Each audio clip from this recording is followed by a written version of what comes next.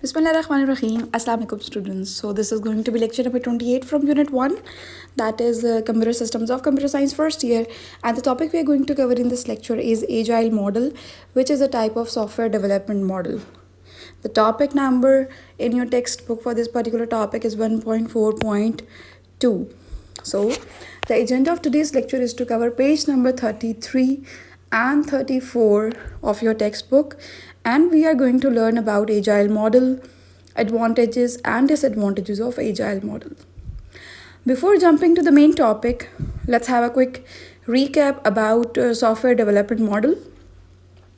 There are different types of software development models, but the very first one is waterfall model, which we have already covered in our previous lecture, and in today's lecture we are going to cover about agile development model. And यही दो model जो हैं ये आपके course में included हैं. बाकी जो मॉडल्स हैं इंशाल्लाह you guys will study in your higher level or in your bachelor's degree inshallah.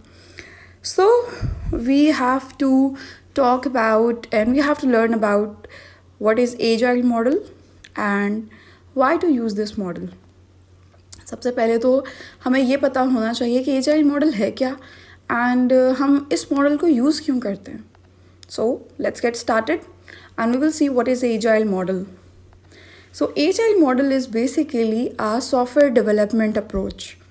सबसे पहले तो ये कि हम सॉफ्टवेयर डेवलपमेंट मॉडल्स पढ़ रहे हैं तो इसका मतलब ये है कि एजाइल जो है वो कोई सॉफ्टवेयर डेवलपमेंट अप्रोच होगी. ठीक है, अब वो किस तरह की सॉफ्टवेयर डेवलपमेंट अप्रोच है, बिकॉज हमने प्रीवियस लेक्चर में पढ़ा था कि waterfall model was also a software development approach. अच्छा, अब जो एजाइल मॉडल है it's iterative and incremental development approach. लेकिन जो वाटरफॉल था that was sequential and linear.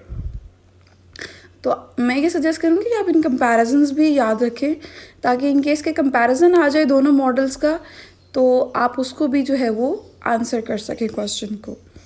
Okay, so agile model is iterative and incremental software development approach emphasizing number 1 flexibility, number 2 collaboration and number 3 customer feedback. देखें जो waterfall model था that was of more kind of rigid. वो rigid था, उसमें इतनी flexibility नहीं थी. लेकिन एजाइल मॉडल में देयर इज़ फ्लेक्सिबिलिटी. अब किस तरह की फ्लेक्सिबिलिटी वो मैं आपको एक्सप्लेन करती हूँ कि वहाँ पे ये है कि आपने सारी की सारी फेजेस कंप्लीट करनी ही करनी है. आप वापस जो है वो रिटर्न बैक नहीं हो सकते थे किसी और फेज़ में. ठीक है, लेकिन यहाँ पे हमारे पास फ्लेक्सिबिलिटी है. हम एजाइल मॉडल की जो फेजेस हैं वो उसमें ओवरलैप भी कर सकते हैं, लेकिन हम वहाँ ओवरलैप नहीं कर सकते थे फेजेस में. यहाँ पे ये है कि अगर आपकी टेस्टिंग फेज़ है तो आप टेस्टिंग फेज़ से प्रीवियस फेज़ पे मूव कर सकते हैं. ठीक है, so we do have the flexibility in agile model. एक और भी ये है कि वहाँ पे हम कस्टमर की फीडबैक नहीं लेते थे. जो लास्ट आपका ये टॉप पॉइंट है that is a customer feedback. वहाँ पे कस्टमर की फीडबैक का नहीं था. आपने स्टार्टिंग में ही जो है वो कस्टमर से रिक्वायरमेंट्स ले ली सारी की सारी, दैट्स इट. और आप एंड में जो है उसको प्रोजेक्ट जो है वो अपना डिलीवर कर रहे हैं. अपनी जो एंड प्रोडक्ट जो है आपका जो सॉफ्टवेयर डेवलप हो गया वो आप उसको हैंड ओवर करते हैं. बट एजाइल मॉडल में ऐसे नहीं होता. एजाइल मॉडल में यहाँ पे इन्होंने कहा है ना इंक्रीमेंटल. सो इसी तरह हम क्या करते हैं, इसको बेसिकली डिफरेंट चंक्स में डिफरेंट पार्ट्स में डिवाइड कर लेते हैं एंड हम कस्टमर की फीडबैक साथ साथ लेते जाते हैं. एंड कोलैबोरेशन ये है कि कोलैबोरेशन जो होती है वो विद द कस्टमर्स भी होती है और with in the team members भी होती है. सो इट मीन्स अगर हम इसको इस तरह से अंडरस्टैंड करें, आप इसको भी याद कर लीजिएगा कि क्या है कि agile model is an iterative and incremental software development approach and it's having flexibility, collaboration and customer feedback. Okay, moving next, this agile model is incremental model. Why? Because the software is developed in a rapid incremental cycle. अब ये incremental cycle किस तरह से है ये भी मैं आपको अभी explain करती हूँ next. ठीक है, Okay, the last one is in this agile model, the main task is actually divided into smaller iterations, or you can say that the smaller parts, and that's why this is called iterative model. Iterative इसलिए क्या है, because we do have different iterations.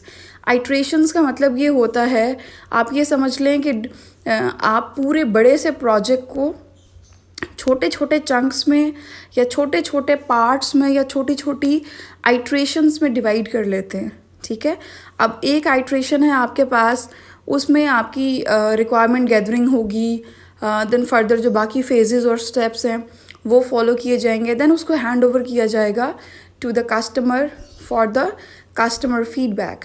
ठीक है, अब उसमें अगर customer जो है आपको कोई नेगेटिव फीडबैक देता है कि नहीं ये चीज़ ऐसे नहीं, ये फ़ीचर ऐसे होना चाहिए था, या इस फीचर में ये चीज़ भी होने, ये फ़ीचर भी ऐड होना चाहिए था, तो उसके अकॉर्डिंगली आप जब नेक्स्ट जो उसको आइट्रेशन जो है वो हैंड ओवर करते हैं, मतलब नेक्स्ट आइट्रेशन में जब आप उसको प्रोजेक्ट हैंड ओवर करते हैं after the development and after the testing phase, तो जो प्रीवियसली होती है वो भी जो है उसमें इम्प्रूवमेंट के जो भी फैक्टर्स होते हैं वो भी इंक्लूडेड होते हैं. ठीक है, तो इट मीन्स कि agile model is iterative and incremental. Iterative क्यों?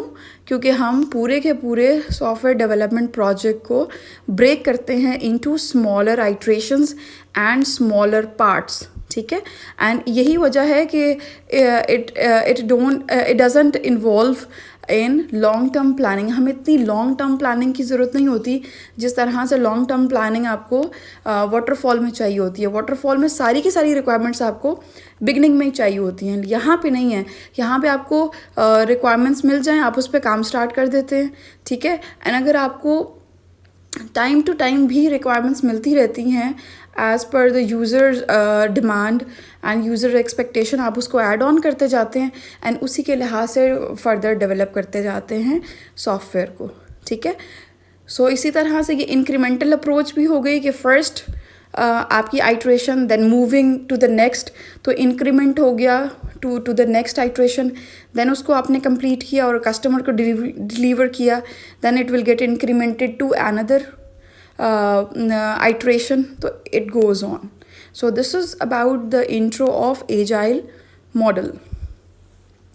Now we will see what are the advantages of agile model, because जब आपका ये क्वेश्चन आता है ना कि why to use this model, तो उसमें जो उसके जो पॉइंट्स होते हैं, जो रीजनिंग पॉइंट्स होते हैं कि why to use this model, वो बेसिकली वही पॉइंट्स जो हैं वो उसके एडवांटेजेस में भी फिट इन होते हैं. ठीक है, अब इसका फॉर एग्जांपल हम एडवांटेजेस में से फर्स्ट अगर देखें कि क्या रीज़न है कि हम ये एजाइल मॉडल यूज़ करें, तो ये कि फ्लेक्सिबिलिटी है, अडॉप्टेबिलिटी है, allowing adjustments of evolving requirements, कि जैसे जैसे न्यू रिक्वायरमेंट्स आती जा रही हैं कस्टमर की, उनकी एडजस्टमेंट जो है वो बहुत फ्लेक्सिबल हो जाती है, बहुत एडजस्टेबल होती है, एक अडॉप्टिव बिहेवियर होता है. ठीक है, कि हम उसको इजी तरह से प्रोजेक्ट में एडजस्ट कर सकते हैं.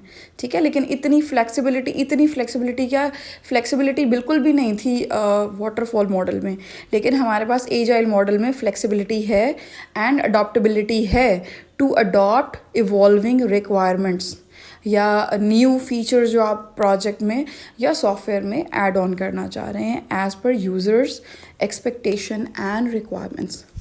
Okay, the next point is in this model, continuous client involvement ensures higher satisfaction. Okay, agile model क्यों ज़्यादा फ्रीक्वेंटली यूज़ होता है as compare to the waterfall model, because इसमें क्लाइंट की इन्वॉल्वमेंट बहुत ज़्यादा होती है. ईच एंड एवरी आइट्रेशन पे क्लाइंट इन्वॉल्व होता है, क्लाइंट के साथ मीटिंग्स होती हैं, क्लाइंट से फीडबैक ली जाती है, क्लाइंट को डिलीवर किया जाता है after every iteration, and then उससे फीडबैक ली जाती है कि ईदर ही इज़ सेटिस्फाइड और नॉट. ठीक है, इट मीन्स कि agile model fulfils higher satisfaction, higher customer satisfaction. ठीक है, moving next in third point we have it enables early and incremental delivery of a functional product.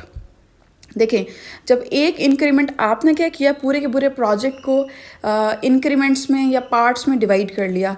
अब जब आपका एक पार्ट या आपका एक मॉड्यूल या आपका एक वो जो फर्स्ट इंक्रीमेंट है वो जब कंप्लीट हो जाएगा, जब फंक्शनल हो जाएगी आपकी प्रोडक्ट या जो भी सिस्टम या सॉफ्टवेयर आप बना रहे हैं, then it will get delivered to the customer for the use and for the feedback.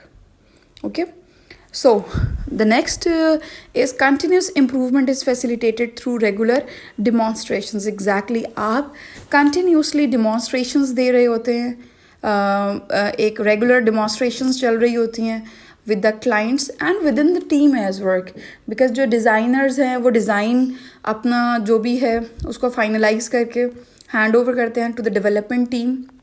Development team अपना सारा काम उस आइट्रेशन का एज़ पर द डिज़ाइन वो कंप्लीट करके उसको हैंड ओवर करती है to the testing team, and testing team जो है वो फिर टेस्ट करके कोई बग्स वगैरह कुछ एरर्स हैं उनको हाईलाइट करके फिक्सेशन के लिए दोबारा हैंड ओवर करती है to the development team. And then जब फुली सारा कुछ कंप्लीट हो जाता है तो वो वाली आइट्रेशन का जो फाइनली फंक्शनल जो आपके पास आउटपुट होती है, जो प्रोडक्ट होता है, जो सॉफ्टवेयर होता है, जो सिस्टम होता है, वो हैंड ओवर कर दिया जाता है to the customer for the either for the use और फॉर द फाइनल फीडबैक।